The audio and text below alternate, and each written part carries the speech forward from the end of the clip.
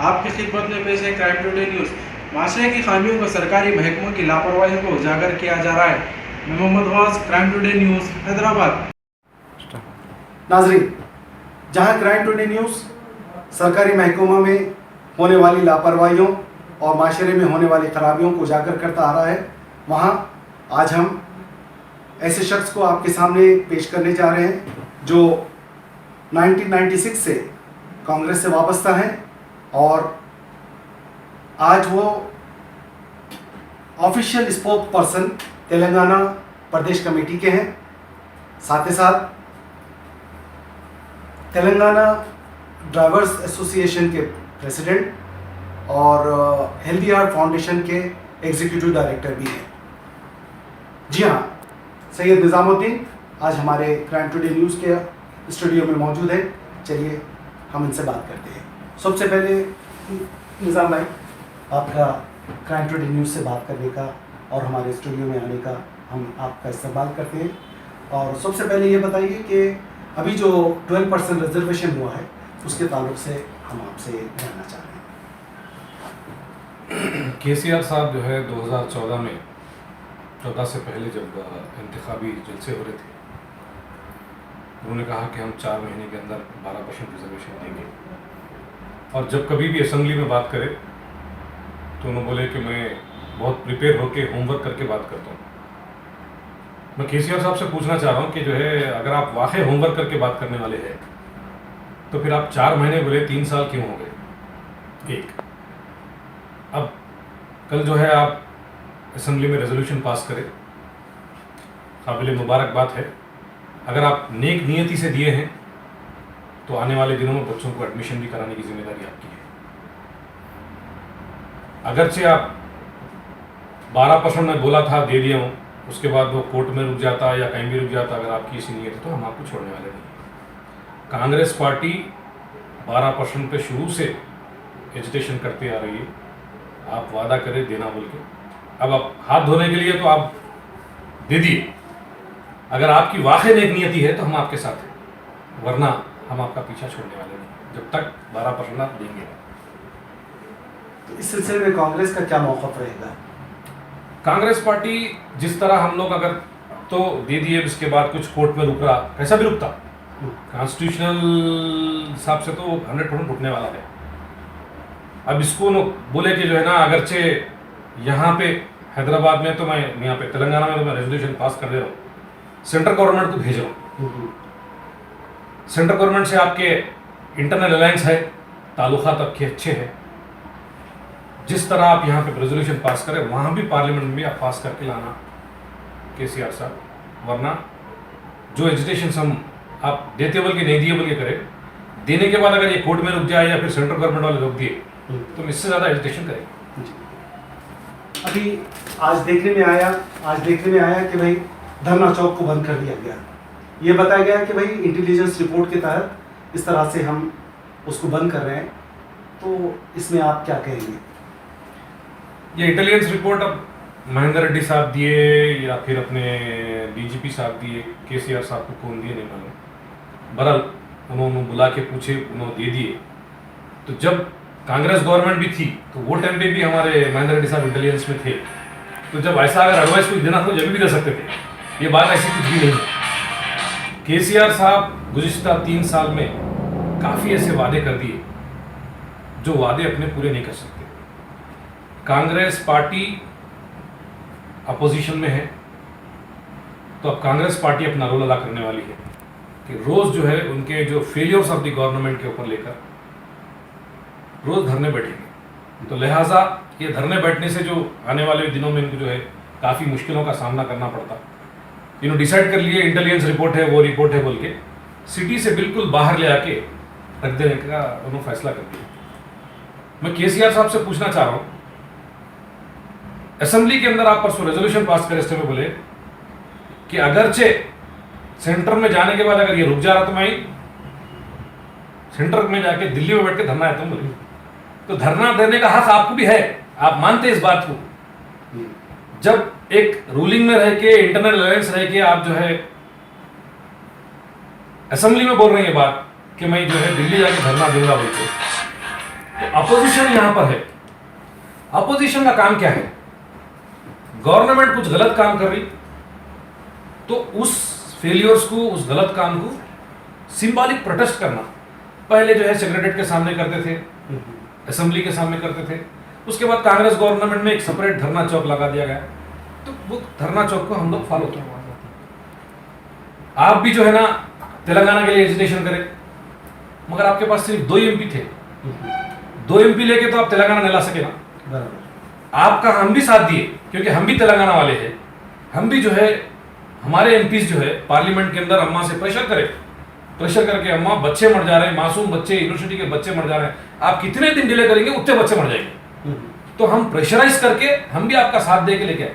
आप वही धरना चौक के अंदर ठहर के अनाउंस करे थे कि आने वाले दिनों में जब अलहदा तेलंगाना होगा तो कोई ये धरना चौक के ऊपर कोई धरना नहीं देगा, धरना देने वाला दिखेगा नहीं बोले।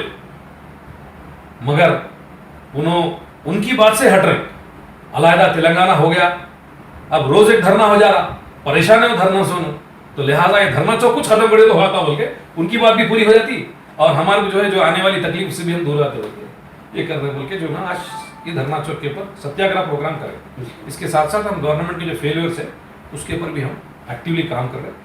आने वाले दिनों में भी हम काम करेंगे। ऐसा कुछ होने वाला नहीं है क्योंकि दिल्ली में धरना चौक है, बॉम्बे में धरना चौक है, अब आप डोनाल्ड ट्रंप के अगेंस्ट भी जो है ना लोग प्रोटेस्ट कर रही है। हक है, कॉन्स्टिट्यूशनल हक है, हर एक को अपना अपना हक है कि जो है ये अपनी मांग पूरी करने के लिए सिंबॉलिक प्रोटेस्ट करना, प्ले कार्ड लेके प्रोटेस्ट करने का हक है। हम तो लॉ एंड ऑर्डर को हाथ में ले रहे, बाज़ाफ्ता आपके पुलिस डिपार्टमेंट में परमिशन लेके हम काम कर रहे हैं। मगर ये पॉलिसी खुद बता रही है कि भाई इंटेलिजेंस रिपोर्ट है, इंटेलिजेंस रिपोर्ट ये बता रही है कि डिस्टर्बेंस हो रहा है, वहाँ के जो रेजिडेंट्स है, जो लोकल रेजिडेंट्स है वहाँ के, उन लोगों को डिस्टर्बेंस हो रहा है। भाई अब डिस्टर्बेंस तो होगा, मगर जो तकलीफें हैं, आवाम की जो प्रॉब्लम्स है, उस प्रॉब्लम्स को उठाने के लिए तो कंपलसरी एक धरना चौक तो होना चाहिए। नहीं तो फिर वो आके सेक्रेटरीट के सामने बैठेंगे, फिर न्यूज चैनल वाला बोलते, फिर अरेस्ट करके ले जाना पड़ता। आपको एक जगह दे देना, आपको जैसा इतना बड़ा एजिटेशन चलाया जब भी आपके लिए धरना चौक था, अब आपके फेलियर्स को बता रहे बोल के आप उठा के लाके बाहर फेंक देते। ये कांग्रेस पार्टी कभी खामोश बैठने वाली नहीं है। जिस तरह आज हम सत्याग्रह प्रोग्राम करें, आने वाले दिनों में हम इस तरह के प्रोग्राम्स और करते रहेंगे और इस तरह के धरने हो या अरेस्ट हो, ये हमारे लिए हम बिल्कुल करेंगे। कांग्रेस पार्टी ये करने के लिए आवाम के जो है प्रॉब्लम्स को मीडिया के जरिए, कॉन्स्टिट्यूशन का 4th पिलर है मीडिया, इसके जरिए हम जरूर हुकूमत को भी बताते रहेंगे और जो है आवाम के बीच ले आते रहेंगे। हम पीछे हटने वालों में से नहीं। आपके जो बस ऑपरेटर्स और ड्राइवर्स एसोसिएशन के आप प्रेसिडेंट हैं, इस ताल्लुक से आप कहाँ किस हद तक आप उनकी भलाई के लिए काम किए? देखिए, मैं मेरी ज़िंदगी के 17 साल ड्राइविंग फील्ड में गुजारा, तो मैं काफ़ी ये ड्राइविंग फील्ड से करीब जुड़ा हुआ हूँ। मैं खुद भी 17 साल ड्राइवर था। उसके बाद मैं 2005 में जब से ओनर बना, तो जब काम करते थे तो हैदराबाद में तकरीबन मैं समझता हूँ 1500 से 2000 ड्राइवर हुआ करते थे। 90s की बात है। जब 99 के अंदर जब हाईटेक सिटी में जब IT कंपनीज यहाँ पे आने लगे तो काफ़ी ड्राइवर का रिक्वायरमेंट आया और आज वो दिन है कि जो है 1 लाख ड्राइवर शहर हैदराबाद में, साइबराबाद लिमिट्स के अंदर और हैदराबाद लिमिट्स के अंदर काम कर रहे हैं। जब इतनी बड़ी इंडस्ट्री आ गई तो आने के बाद इंडस्ट्री में ख़वातीन भी काम करते, वुमेन सेफ्टी के लिए देखना बहुत ज़रूरी होता। और दिल्ली के अंदर एक रेप केस हुआ बस के अंदर, तो जब भी ड्राइवर कम्युनिटी बदनाम हुई। उसके बाद ऊबर कार में भी एक रेप केस हुआ, तो वहाँ भी ड्राइवर को बदनाम हुए। तो इस ड्राइवर प्रोफेशन को जो है ना बदनामी होती जा रही, तो कोई इस ड्राइवर प्रोफेशन में आना पसंद नहीं करता। तो फिर इतनी बड़ी इंडस्ट्री 10 लाख लोगों को ट्रैवल कैसा कराएंगे? तो मेरे दिमाग में ये बात आके मैं बोला कि driver training and appraisal program को चलाएंगे। साइबराबाद के हमारे साबिका कमिश्नर CV आनंद साहब थे, उनसे मैं एक टेंटेटिव प्रोग्राम ले आके दिया। साहब यहाँ पे तकरीबन 1 लाख ड्राइवर काम कर रहे हैं और जो है 10 लाख से ज़्यादा लोग इसमें डायरेक्टली इनडायरेक्टली इन्वॉल्व है और ट्रैवल भी कर रहे हैं डेली। और जहाँ पे वुमेन सेफ्टी का खास कंसर्न है, तो रिसेंट इंसिडेंट्स को देख के निर्भया एक्ट लगा और जो है यहाँ पे हैदराबाद में वाल्वो कार में भी एक रेप केस हुआ, अभया एक्ट हुआ। ऐसे सब चीज़ों को देख के हम IT कंपनी में जाके हम पुलिस डिपार्टमेंट और Telangana state cabs and bus operator association और Cyberabad society for security council, ये तीनों मिलकर एक मुत्तफिका फैसला करके हम लोग IT सेक्टर के अंदर ड्राइवर ट्रेनिंग प्रोग्राम्स करें। तो वो प्रोग्राम्स तकरीबन हम लोग अभी तक 11 सेशंस कंप्लीट किए, जिसमें 11,000 से ज़्यादा ड्राइवर्स को हम लोग अभी तक ट्रेनिंग दे चुके हैं। और उस ट्रेनिंग्स में हम लोग जो है ना बेस्ट ड्राइवर अवार्ड्स भी देते, ताकि जो है ड्राइवर को इंकरेजमेंट मिले। और हम ड्राइवर्स को उसका मुकाम बताते कि जो है ड्राइवर एक लेबर नहीं है, ड्राइवर भी एक प्रोफेशन है, जिसमें एक गाड़ी के अंदर मिनिमम 4 से 5 लोग ट्रैवल करते हैं, तो पूरों की जिम्मेदारी वो ड्राइवर के ऊपर है। बराबर। तो ऐसे हालात के अंदर ड्राइवर को जो है ना अच्छे एटीट्यूड से गाड़ी अच्छे एटीट्यूड रख के गाड़ी चलाना है। और ख़ास करके अब तक पुलिस डिपार्टमेंट की तरफ से जो don't jump on red signal बोल के जो कैंपेन हुआ रहा, तो मैं एक एडवाइस दिया कि कमिश्नर साहब अभी तक अपन don't jump on red signal बोल के कैंपेन करें, अभी don't jump on yellow signal बोले कैंपेन करना ज़रूरी हो गया। क्योंकि अक्सर ऐसा आता कि रेड लाइट के बाद जो है येलो लाइट आती है, येलो के बाद फिर ग्रीन आती है। रेड जैसा होते ही येलो आते ही क्या होता, लोग वहाँ तैयार होकर निकलने के लिए एकदम बिल्कुल तैयार हो जाते। जिधर ग्रीन रहता वहां पे ग्रीन के बाद येलो आके फिर रेड आती, तो वहां जैसा ग्रीन होने के बाद येलो आते भी लोग जाते रहते। तो जो ये फ्रैक्शन ऑफ सेकंड्स है, जो वो फ्रैक्शन ऑफ सेकंड्स में जो होता वो एक्सीडेंट होता। एक्सीडेंट में 2 चीज कॉमन है जी, एक मौत हो जाती, दूसरी परमानेंट हैंडीकैप हो जाती। क्योंकि एक ड्राइवर हो चाहे कोई भी हो, उन्हें भी फैमिली का ब्रेड अर्नर होता है। तो आप भी अगर आपके साथ भी अगर इस तरह का इंसिडेंट गुजर रहा, तो आपकी भी फैमिली पूरी मोहताज हो जाती है आपकी। अगर आप परमानेंट हैंडीकैप अगर हो जाए तो वो उनको पालने के अलावा आपको भी पालना पड़ता। तो ऐसे हालात से गुजरना पड़ता है। इसीलिए मैं एटीट्यूड का अच्छा होना बहुत ज़रूरी है, हर वक्त मेरी मीटिंग में मैं बोलता हूँ। और इस तरह के मैंने काफ़ी सेशंस भी करे। अभी नए जो हमारे कमिश्नर है संदीप संदालिया साहब, उनके साथ भी मैं रिसेंटली एक सेशन किया ऑडिटोरियम के अंदर, तो तकरीबन 1000 से ज़्यादा ड्राइवर्स उसको अटेंड करें। और जो है हम इसके साथ साथ ड्राइवर्स को हम अपने पास रख के उनको जो है ट्रेनिंग्स दे के उनको अच्छा और डेवलप करते हुए हम उनको एक बात बोले कि भाई drivers are the city's brand ambassador. City का इमेज है, कोई फॉरनर आता है हैदराबाद में तो सबसे पहले मैं ड्राइवर से मिलता, ड्राइवर से मिलके ये जानता कि जो है ना यहाँ के लोग कैसे हैं, यहाँ के लोग का रहन सहन कैसा है, साफ सफाइयत कैसी है, यहाँ की गाड़ियाँ कितनी अच्छी रख रही है। ये गाड़ी को देख के उन्हें बोलता है इसको हायर करने वाला कैसा है। तो ऐसे ट्रैवल्स को हायर करने वाला तो इसका कंपनी को हायर करने वाली कंपनी कैसी होंगी। तो इस तरह की ये पूरे चीज़ें हम ड्राइवर को समझाते हैं और उनको हम एक बेनिफिट्स भी दे रहे हैं हेल्दियर हार्ट्स फाउंडेशन की तरफ से। मैं हेल्दियर हार्ट फाउंडेशन का एक एग्जीक्यूटिव डायरेक्टर भी हूँ। जी आप तो एक सोशल वर्कर भी हैं और इस वक्त आप हेल्दी हार्ट फाउंडेशन के एग्जीक्यूटिव डायरेक्टर भी हैं। तो इस हेल्दी हार्ट फाउंडेशन से गरीबों को कितना फ़ायदा हो रहा है?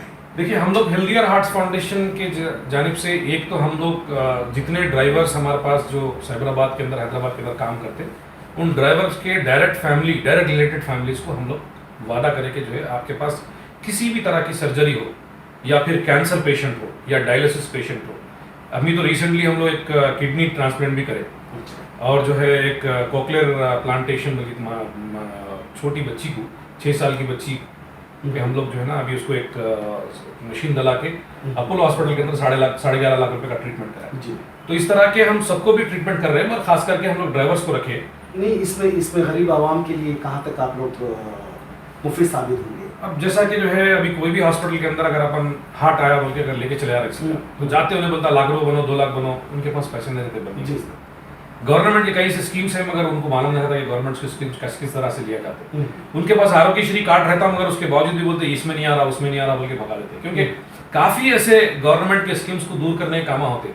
तो वो हमारा एक जो ऑर्गेनाइजेशन हेल्दियर हार्ट फाउंडेशन है, इमीडिएटली उन लोग को हम लोग देखते हैं कि जो है अगर वो हमारे से अगर अप्रोच हो रहे हैं तो हमारे वॉलंटियर उनको उनकी पूरी रिपोर्ट ले लेके आरोग्यश्री डिपार्टमेंट में जाके पर्सनली उनका टेम्पोररी आरोग्यश्री कार्ड बना के उनको ट्रीटमेंट कराते हैं। अगर वो आरोग्यश्री के अंदर नहीं आ रहा तो हम लोग जो है ना चीफ मिनिस्टर रिलीफ फंड को अप्रोच होते हैं। अगर वहाँ पे भी चीफ मिनिस्टर रिलीफ फंड में भी ज़्यादा पैसे आ रहे नहीं, वहाँ पे भी कम पड़ रहे तो फिर हम लोग जो है ना आपस में कंट्रीब्यूट करते हैं। ऐसा भी वक्त गुजरा कि हम लोग मस्जिदों के सामने ठहर के चंदा भी वसूले, मंदिर के सामने भी ठहर के चंदा वसूल करके लोगों को जो है ट्रीटमेंट कराया उस दिन है। और रिसेंटली जो 11.5 लाख रुपए का जो ट्रीटमेंट हुआ अपोलो हॉस्पिटल के अंदर, वो भी यानी 1 साल से हम लोग कोशिश कर रहे थे। 3-4 एसोसिएशन को हम फाउंडेशन को लेकर हम लोग जो है ना इसका काम कंप्लीट करें। अभी हमारे पास ग्रेन बैंक बोल के एक महाराष्ट्र के अंदर खुले, जो ये हेल्दियर हार्ट फाउंडेशन पठान देवी फाउंडेशन के जरिए हमें एक प्रोजेक्ट मिला। वो प्रोजेक्ट ये है कि गांव के अंदर जहाँ पे लाथुर के अंदर जो है ना बारिश नहीं होती, वो बारिश की वजह से, बारिश नहीं होने की वजह से वहाँ के किसान के पास कोई ज़्यादा किसान अपना अनाज उगा नहीं सकता।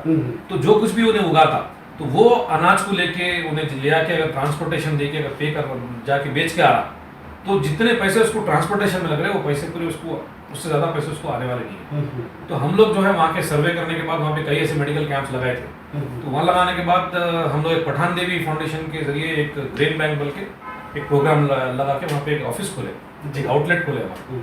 तो वहाँ पे क्या कर रहे हैं कि जो लोकल जितने गरीब किसान हैं वो किसान जो है ना अपने अनाज को लाके वहाँ पे हमारे पास दूसरे अनाज से एक्सचेंज कर सकते हैं। अच्छा अच्छा। एक फैसिलिटी। दूसरी फैसिलिटी है कि एक एमएसपी जो प्राइस होता वो प्राइस के जरिए हम लोग वो जितने भी जो भी रेट का जो अनाज रहता उससे 1 रुपया बढ़ के एमएसपी रेट से भी 1 रुपया बढ़ के देके हम उनसे परचेस कर लेते, कर लेके एक जगह जमा के हम पूरा ले जाके मार्केट में बेच देते उसको। बेच देने के बाद उससे जो प्रॉफिट आती है वो पैसे लेके हेल्दी हार्ट फाउंडेशन को लगाते, लगा के फिर वही पैसे वो एरिया के अंदर ही हम लोग हेल्थ बेनिफिट्स के लिए हम लोग काम कर रहे हैं। तो इस तरह के काम हम लोग कर रहे हैं, आगे भी करें। बहुत बहुत शुक्रिया सैयद निज़ामुद्दीन साहब, आप हमारे क्राइम टुडे न्यूज़ के स्टूडियो में आकर अपने ख्यालात का इज़हार किए। आप इस सिलसिले में क्राइम टुडे न्यूज़ का स्टाफ का बहुत शुक्रगुजार है और ममनून है। नाज़रीन, ये थे सैयद निज़ामुद्दीन, तेलंगाना प्रदेश स्टेट कमेटी के स्पोक पर्सन। सच की तलाश का नाम crime today news. Mohammad Ghaus, Arshad Baba के साथ मैं Shahid Hussain, crime today news Hyderabad. सच की तलाश का नाम क्राइम टुडे न्यूज़। मुझे इजाज़त दीजिए, अल्लाह हाफिज़।